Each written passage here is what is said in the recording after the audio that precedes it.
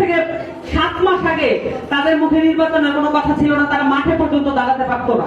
এই অভ্যুত্থান, এই প্রাণত্যাগ তাদেরকে সেটা ফিরিয়ে দিয়েছে, কিন্তু তারা সেটা ভুলে যাচ্ছেন। এই শহীদদের যে প্রাণ যারা কেড়ে নিয়েছে, তাদেরকে যে বিচারের আওতায় আনতে হবে, সেই কথা তারা বলতে ভুলে যাচ্ছেন।